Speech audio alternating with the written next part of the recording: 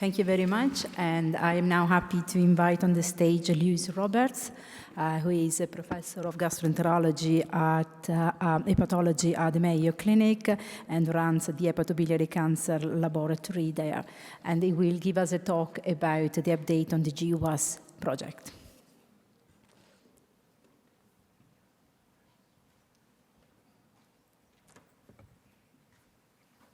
Thanks very much, Dr. Bricconi. So I'll share a few slides just to give everyone an update on the hepatocellular carcinoma genome. Oh, am I hitting the right? Okay. The hepatocellular carcinoma, cholangiocarcinoma Genome-Wide Association study. I think that's the wrong set of slides too. The slides from those are slides from yesterday. There's another set that I handed in this morning.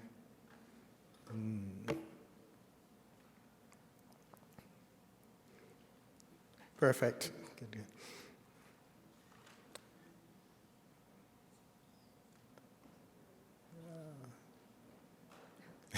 Doesn't want a full screen. Should I just go ahead with it like this, or can you will it full screen? Yeah, perfect. Thank you. Well, first of all, I wanted to have this up there just to thank the many contributors to this study. I've listed here just people who contributed to what I'll describe as the discovery phase, which is the initial phase of this study that we have just about completed and which I'll show you some of the data of. And yesterday, Dr. Young-Hun Han from Baylor College of Medicine, who is one of the bioinformaticians, statisticians working on that project, gave some more details about the study. So what have the objectives of this talk are to briefly review cholangiocarcinoma epidemiology and risk factors, and then talk a little bit about our efforts to understand the underlying genetics, particularly as it relates to inherited risk for cholangiocarcinoma. I'll describe as what we are trying to achieve in terms of genome-wide association studies as well as exome sequencing studies, and introduce the International Consortium for the Genetics of Biliary Tract Cancers, which is sort of the overarching framework within which we are doing this, as I described, initial discovery phase, and then what we are going into the expansion phase. So I think everyone's seen this, but cholangiocarcinoma we distinguish as intrahepatic or extrahepatic. Has some well-recognized risk factors that we've talked about: the congenital choledochal cysts, biliary tract stone disease, primary sclerosing cholangitis, and liver fluke infestations, particularly in Asia. But it's important to highlight that most cases of cholangiocarcinoma have no known cause. Early diagnosis is difficult as well, and so from the overall cancer control perspective, prevention and then to the degree that we can achieve with screening will be key to actually controlling this cancer. And this just is to highlight the distinction between intrahepatic and the extrahepatic, where we add perihilar to distal cholangiocarcinomas together. And the global epidemiology of cholangiocarcinoma then is actually quite variable. One of the challenges is that there are large parts of the world from which we have no data or very limited data. But where we have data, you can see that there are areas where there's relatively low risk. There's other areas with intermediate risk, and then areas, particularly in Asia, where we have quite high risk. And those tend to be areas that have high prevalences of either liver flukes or viral hepatitis, which is a significant risk factor, not only for hepatocellular carcinoma, but also for intrahepatic cholangiocarcinoma. And yeah, some of the risk factors, and so broadly thinking about them. And I think some of the themes, big themes in terms of the epidemiology, are that inflammatory conditions appear to be important. And we see viral hepatitis, liver flukes within that space. And then gallstones also appear to be important. And there are people who, because of lifestyle or potentially even their host genetics, are at higher risk of developing gallstones. There may be environmental factors that play into risk of cholangiocarcinoma. We've seen that particularly in relation to different types of toxins. And then we also have diseases that are associated with immune activation, particularly primary sclerosing cholangitis. And that has a strong association with cholangiocarcinoma. And in our minds, host genetics potentially plays a role, particularly where it might intersect with diseases like primary sclerosing cholangitis. There's a fair bit of evidence already about gene variants that are associated with risk of primary sclerosing cholangitis, but also variants that may, in general, be associated with inflammation. So in terms of understanding the genetics, cholangiocarcinoma genetics appear on the face of it to be complicated. We don't obviously have strong genetic links. So for example, there's a very low frequency of familial clusters. We actually heard about one cluster at this meeting where I think you'll remember there was a description of one of the advocates, and I think it was one of the donors who had a mother who also had cholangiocarcinoma. But that's quite uncommon for us to identify these familial clusters. Most genetic links have been attributed to risk factors. So primary sclerosing cholangitis, we know there's a body of evidence that suggests that there's gene variants that increase risk of PSC, and maybe those gene variants therefore increase risk of cholangiocarcinoma. Or there's gene variants that increase risk of gallstones and gallstone disease, maybe those would increase risk of cholangiocarcinoma. And I think the other thing is that most of the mutations that we find in cholangiocarcinoma are seen in other types of cancers as well, so they are not unique to cholangiocarcinoma. But on the other hand, we have this interesting distinction between the intra and extrahepatic cholangiocarcinomas, where we see that the genetic profile of tumors is different between an intra and extrahepatic cholangiocarcinoma. But really, most of the genetic studies that have been done up to now have been done in small numbers, and most of them have been with targeted panels of genes, where someone had a hypothesis that these genes might be associated with cholangiocarcinoma, and they did a small study in relatively few patients. And so what we embarked on a number of years ago, I think this effort is about as old as the foundation, was at least as old as this meeting, was to begin this effort to see if we could do genome-wide studies so that in an unbiased fashion we can look across the whole genome to see if we can identify regions of the genome that are associated with increased risk of cholangiocarcinoma. And this is sort of genetics 101. So we start with chromosomes. You've all seen pictures of the cells. Actually, we have nice pictures in our Mutations Matter movies where we have chromosomes. These chromosomes are made of these long strands of DNA. Within the DNA, we have these genes, and we each have around 20,000 protein-coding genes and about 22,000 non-coding genes. So not all the important DNA really codes for a protein, which is most of our structural and enzymatic functions in our bodies. There's actually these non-coding regions that many of them make RNAs that also regulate other RNAs or protein functions. But we have these about 43,000, 42,000 different protein or non-protein coding genes. But these are located within about 3.2 billion bases. And so you can see the expansion there of the different bases. And the interesting and sort of fascinating thing about humans is that we are about 99.5% identical. All of us, we all share lots and lots of our DNA. These bases are the adenine, cytosine, guanine, and thymidine, or the ACGT, that you will see often in these types of descriptions of DNA. And the key thing for us in terms of understanding genetic risk is that you can have changes from, in this case that I'm showing, from a G to a T, and in that case from the C to the A. So that at this particular spot, we all of a sudden have a variant. So some people have the one type, they will have a GC, and other people have the TA.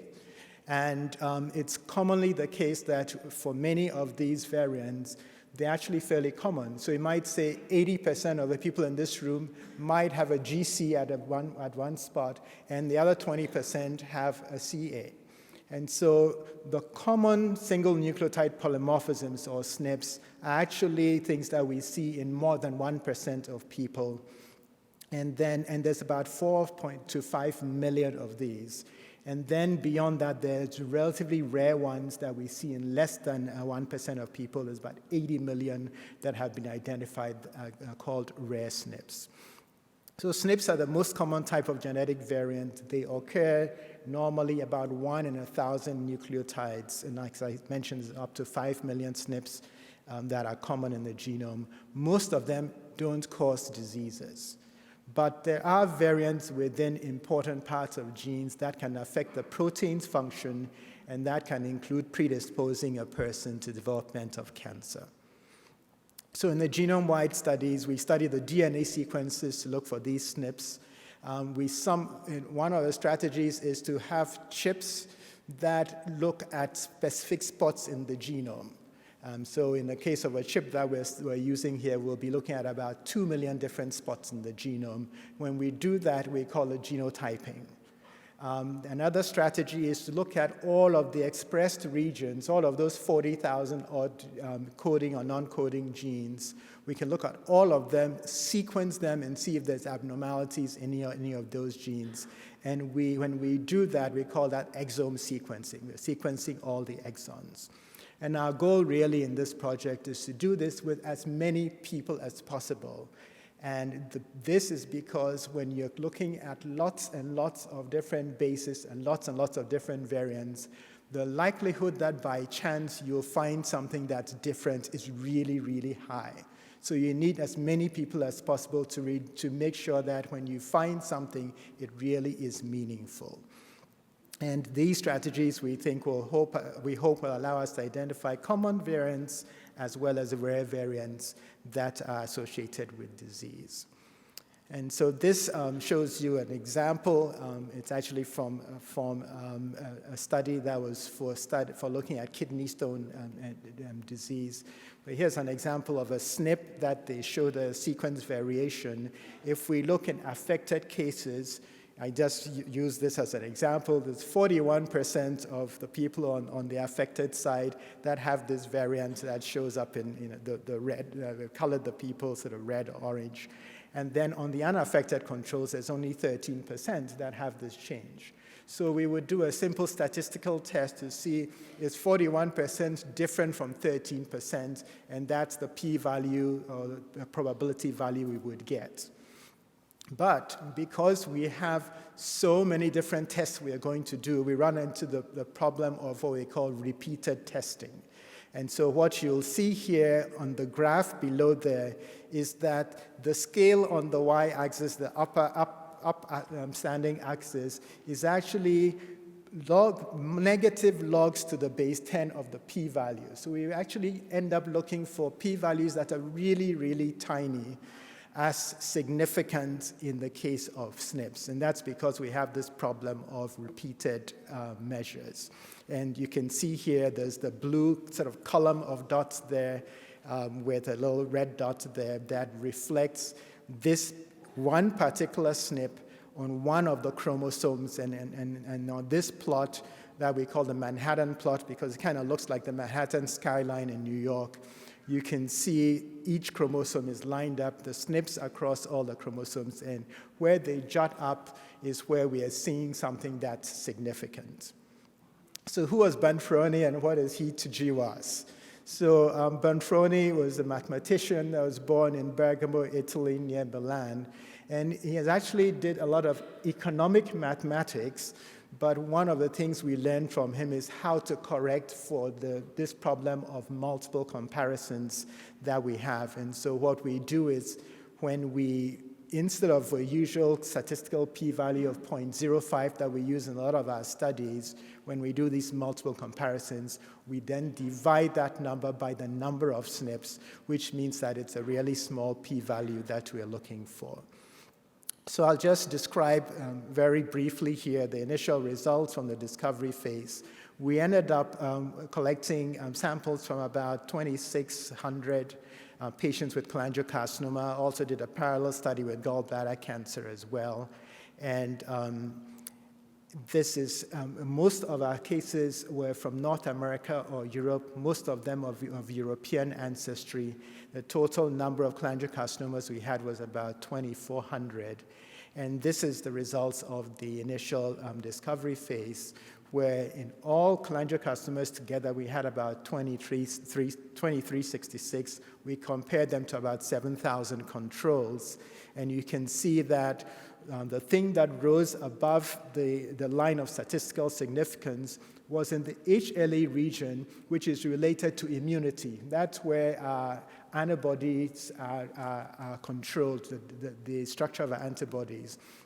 So this tells us that immunity, inflammation, really important in this disease, and so in a sense, expected to see. Then next to it, we see something that didn't quite reach significance, but was really close, and it's a gene, and it's something that we'll have to explore now, what the connection of this gene might be to risk of cholangiocarcinoma. So we broke it down, looking more detail at just the extrahepatic cholangiocarcinomas. Again, a strong signal in the HLA region, but a different signal now that came up that's actually a non-coding gene that we see that is significant. So again, something to explore there. And when we come to intrahepatic, we see a few things that are suggestive, but nothing that reaches statistical significance, which is why I'm here talking about the expansion phase. Because when you go to the statisticians and you say, well, that looked really interesting, how come it's not above the line of statistical significance? They say more samples. And so that's what we've been doing today, is collecting, doing actually this conference, collecting more samples from participants. One of the interesting things we can do with this data also is begin to get a sense of what proportion of cholangiocarcinoma can be attributed to our genes. And from the studies we've done so far, if we look at cholangiocarcinoma across the board, at the SNPs that we've looked at, about 12% of the risk of cholangiocarcinoma comes from our genes.